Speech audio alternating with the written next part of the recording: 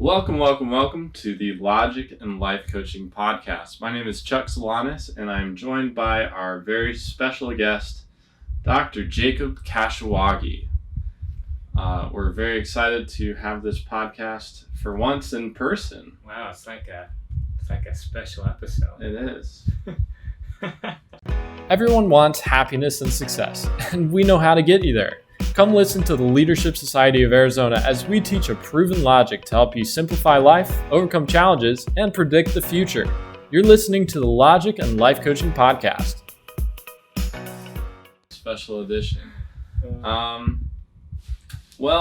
Today, the episode I want to talk about, feeling like you're obligated to do something and not really wanting to do it. So a lot of times you feel like you need to do something because you should do it, but you really don't want to do it. So how do you get better at either declining an offer or just becoming more aware of what you need?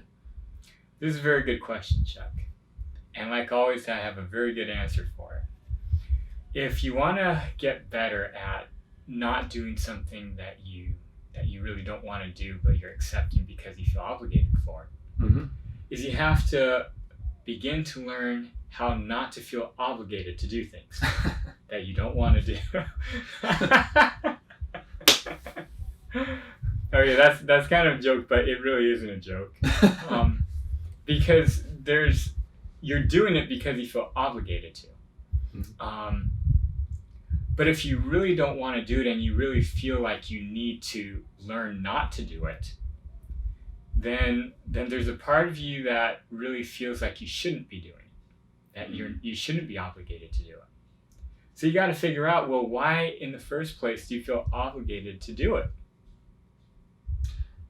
Well, a lot of times it's like to make enough money for your family. If you're like working a job, you feel obligated to work a job that you hate, for example. Yes. Or you feel obligated because, your parents told you to do it. Oh, got it. Okay, now, there's a couple of things to keep in mind here. There are things that you don't have to do. Your life can remain happy, enjoyable. You can live the life that you want to live without doing something, that you feel obligated to do. That's one thing. It's like your neighbor telling you, hey, can you help me fix my fence? You feel obligated because they're your neighbor, you like them, but you really don't want to do it. And if you don't do it, it's really not going to impact you at all. But there's other things that you're obligated to do, and you really have to do them, because if you don't, your whole life will kind of change. And so first, there's two different things. And the ones where you need to get a job because you need money, or you need to do something because of your family or whatever it might be, and it will really impact you greatly. Now that you do need to figure out, well, what is it that you need to do? That's not really like, I'm doing it because I feel obligated to do it. It's like you're doing it because you need to do it. It's like, do I accept this job and have money, or do I not accept the job and not have money? Right? I mean, it's something like, it's not like an obligation. It's more like you need to do it to survive. Okay.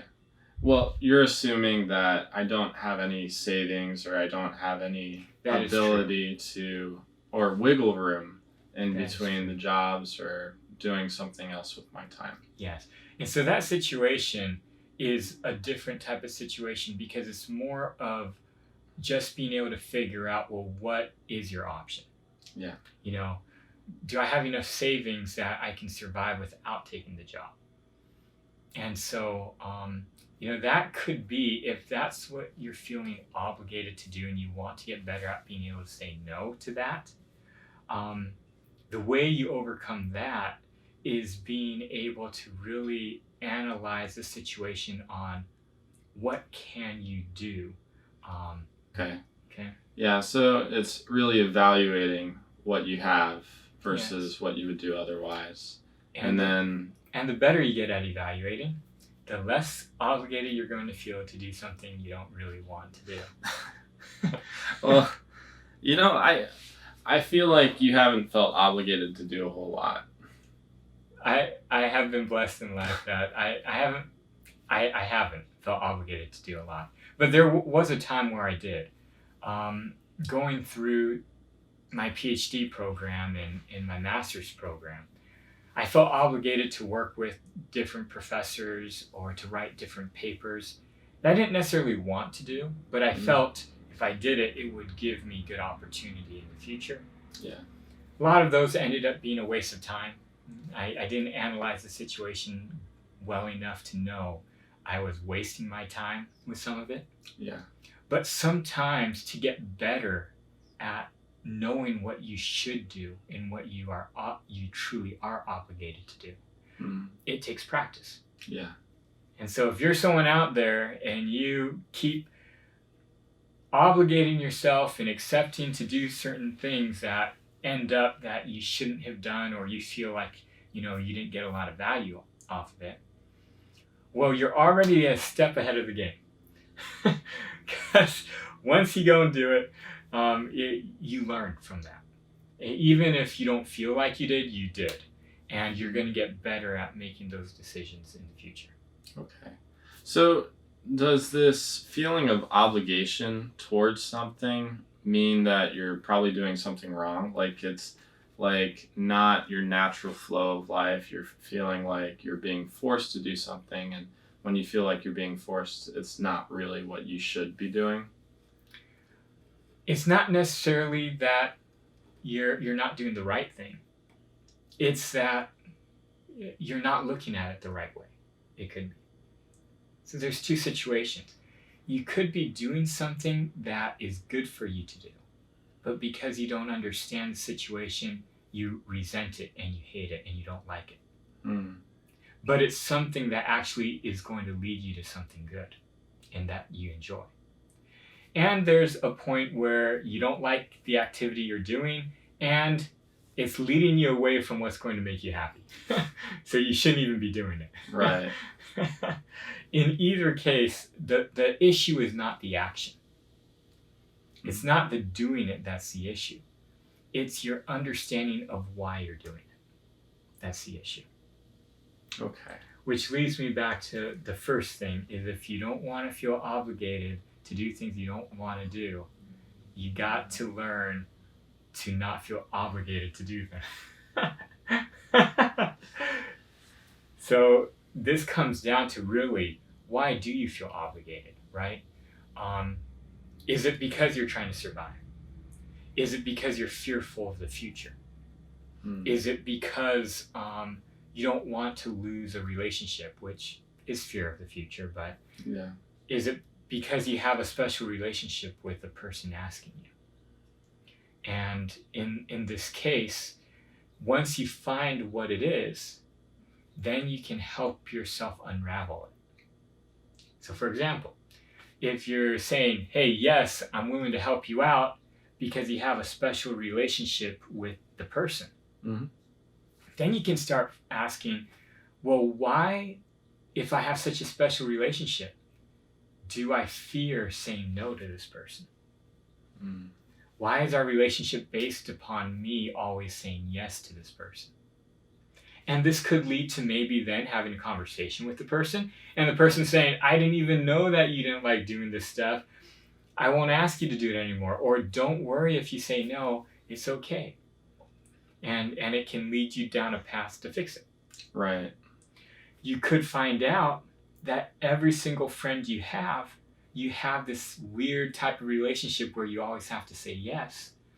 And it could be something that you have to change in yourself in terms of, hey, the paradigm of your friendship might, be a little off.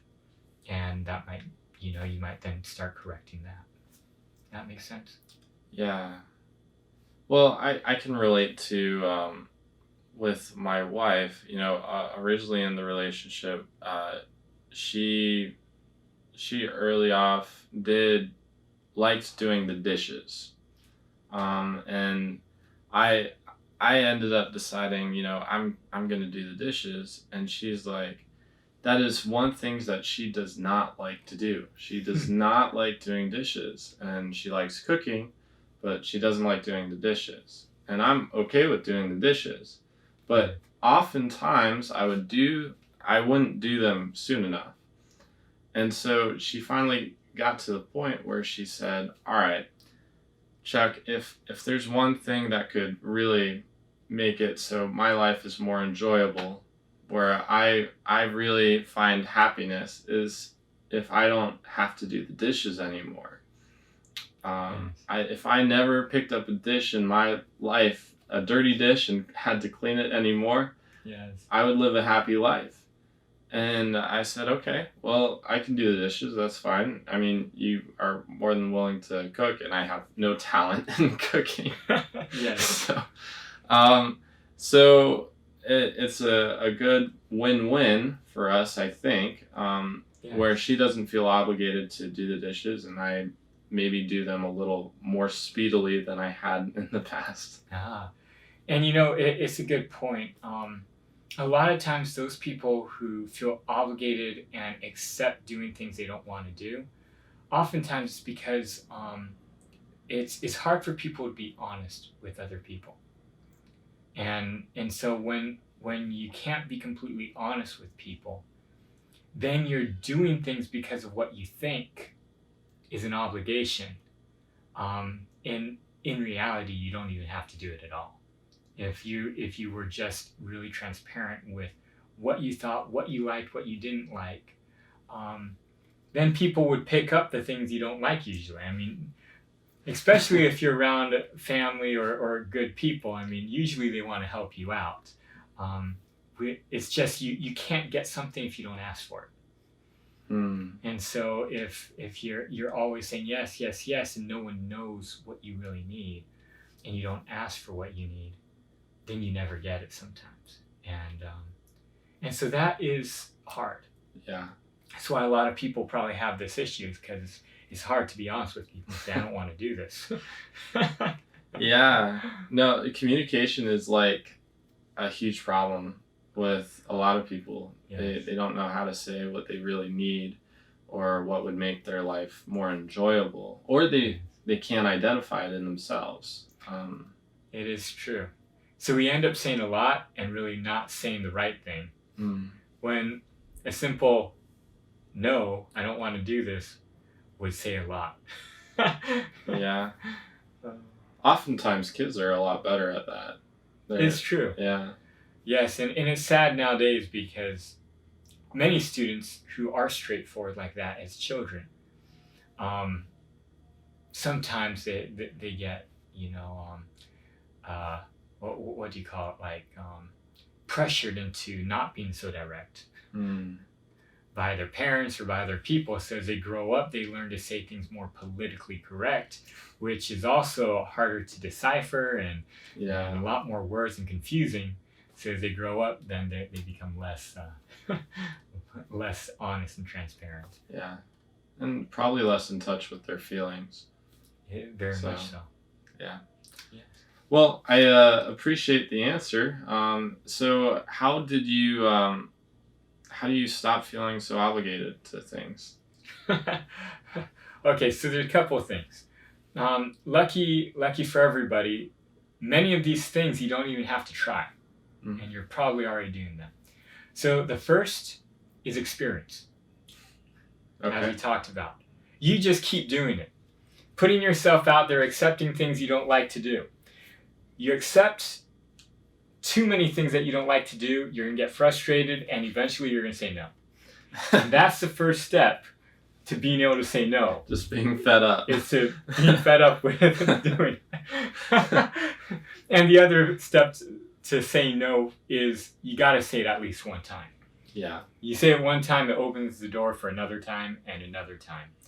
And you're going to find, as you go through the experience, when it's appropriate to say yes and when it's appropriate to really say no. And it will be a trial and error. You're going to make mistakes, but it's okay. Like a lot of the successful business people, right? They say until you go through a business failure, you're not going to really be able to become really successful. Many of them had to go through multiple failures. So the first thing is experience. Okay. You don't have to try. Second thing you can do is pinpoint why you feel obligated. And so this is a hard thing because it's not like an action you can do per se, but it's something you have to go research. It's something you have to observe and look and really focus on. Why did I say yes when I wanted to say no? Why do I feel like I always have to do this? And when you pinpoint what it is and where it is that you're saying yes when you should be saying no, it'll allow you to formulate a plan to really move forward, to learn to say no, and to understand and believe you're not obligated.